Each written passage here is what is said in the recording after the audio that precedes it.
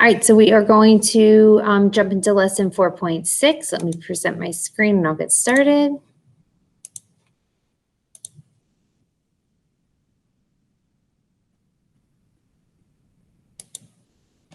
All right, so this last lesson is about similarity and transformations. All right, when we talk about similar figures, two geometric figures are similar if and only if there is a similarity transformation that maps one figure onto the other. Similar figures have the same shape, but not necessarily the same size.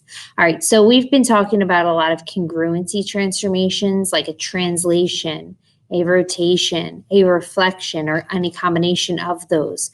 Because when you do a translation, a rotation, or reflection, the figure does not change size or shape, so it's a congruent figure. But as soon as we perform a dilation, since a dilation either expands or reduces the figure size, it's no longer going to be congruent to the original, so we're going to have a similarity mapping. So even if you have a translation followed by a dilation, or a rotation followed by a dilation, or a reflection followed by a dilation, as soon as you perform a dilation, you no longer have congruent figures, you're going to have similar figures. So it says, example, when a figure is transformed by a similarity transformation, a dilation, or a composition of rigid motions and dilation. So that's what I was just saying when it says a composition of rigid motions and dilation, you might perform a different transformation, but also a dilation. Similar figure is formed. All right, so the first example, it says performing a similarity transformation, graph triangle ABC with vertices A, B, C as given, and its image after the similarity transformation. So we're going to translate and then dilate. I'm going to list the coordinates first and then we'll plot them all. All right, so let me get my pen. All right, so first we have, where's my pen? Here it is. First we have A, which was given at -4, 1. Then we have B, which was given -2, 2, and C, which is -2, 1. Okay. We're going to perform a translation, which means we're going to slide all the points 5 units to the right and 1 unit up, add 5 to the X and 1 to the Y. So A prime, when I add 5 to the X, I'm going to have 1. And when I add 1 to this Y, I'm going to have 2. B prime, add 5 to the X, so that's going to be 3. Add 1 to the Y, so that's also 3. And C prime, add 5 to the X, so that's 3. And add 1, so that's 2. Okay. And then we're going to perform the dilation. It's saying to dilate by multiplying the X and Y by 2. So the scale factor is 2. And we know from our dilation lesson, that's going to be an enlargement. All right, so multiply each of these, not the original, but after you do the translation, each X and Y gets multiplied by 2. So we're going to have A double prime at 2, 4 when I multiply by 2. B double prime is going to be located at 6, 6. And C double prime will be 6, 4. Okay, so again, we'll start with our original triangle, -4, 1, that's here, that's A. Let's see if I can label it, yep. And then -2, 2, that's B. And then -2, 1, that's C. Then we're going to translate. So we're sliding it 5 to the right and 1 up. You can either just count and slide or just look at the coordinates that we already listed. So 1, 2, that's A prime. And then 3, 3, that's B prime. And 3, 2, that's C prime. And then finally, the dilation factor of 2. So it's going to become a larger triangle and further away from the center of dilation, which is your origin. So we're going to have 2, 4. That's A double prime. 6, 6. I think it's right here. That's B double prime. And 6, 4. That's C double prime. And there you go. There is your similarity transformation, right? This figure here, ABC, is similar to triangle A prime, B prime, C prime because the angle measures did not change, but the side lengths did. The sides are now in proportion instead of being congruent. All right, let's look at number 2. Okay, describing a similarity transformation. So describing the similarity transformation does take a little bit of time, a little bit of guess and check. What I'm going to do is I'm going to list the coordinates of P, and then I'm going to list the coordinates of W. I'm going to leave space in the middle because it looks like there's probably 2 transformations. Not only did the figure become smaller, but it's not oriented in the same position.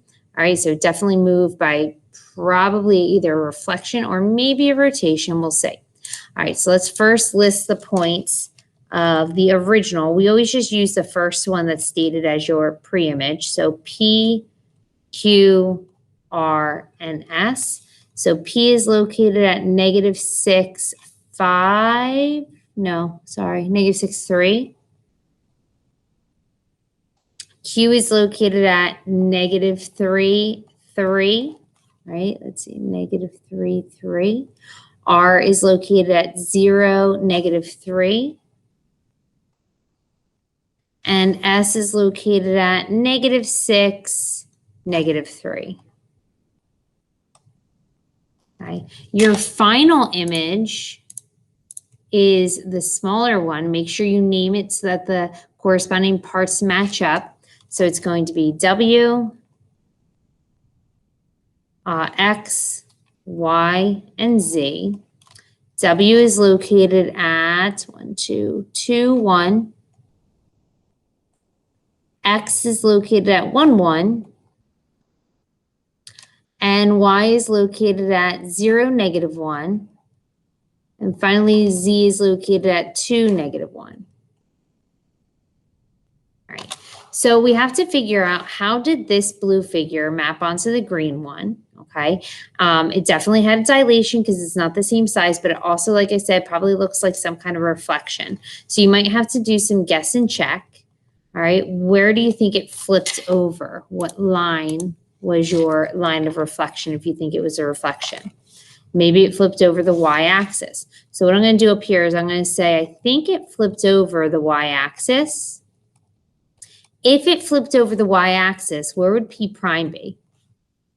Okay, well, here's P. If it flipped over the y, remember which coordinate's going to change signs? The x is going to change signs, so it would be, excuse me, not negative, it would be +6. Try this again, P prime.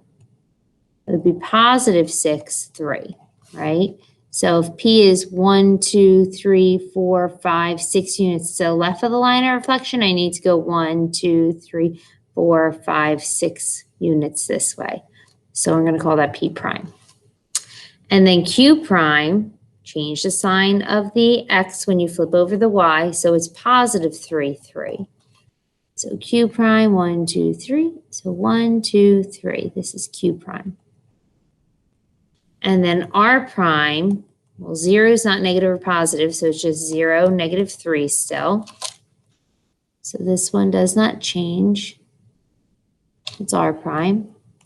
And then finally, S prime is going to be located at 6, -3. So 6, -3. And that will be S prime. Okay, so here is your figure after it reflects, can't draw a straight line, sorry guys, reflects over the y-axis. Now, if you look at the coordinates here and you look at the coordinates here, can you figure out what the scale factor was?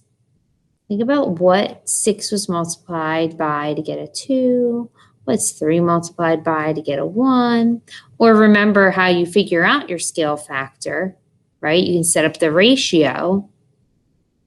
All right, so what is the scale factor that we use to multiply 6 to get a 2, 3 to get a 1?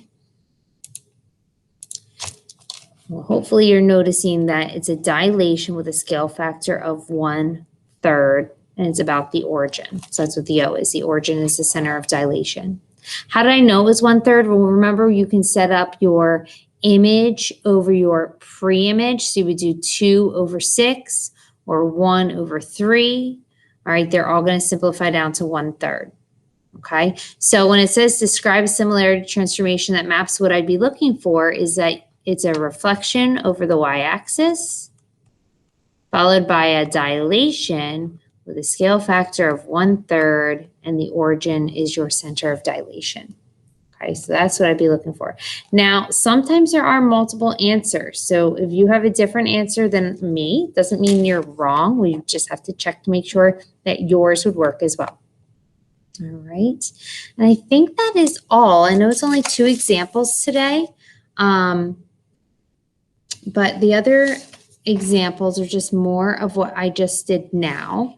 So I'm not going to do too many. If you would like, it's not required, but if you would like to get some more practice, you can always try extra practice problems 1, 2, 3, and then 4, 5, 6, and then you can always jump into our 12th period Google Classroom, our Google Meet, and double check your answers with me if you're interested and need some extra practice. Okay. All right. So it's a very short lesson for today, and I'll see you guys later. Bye.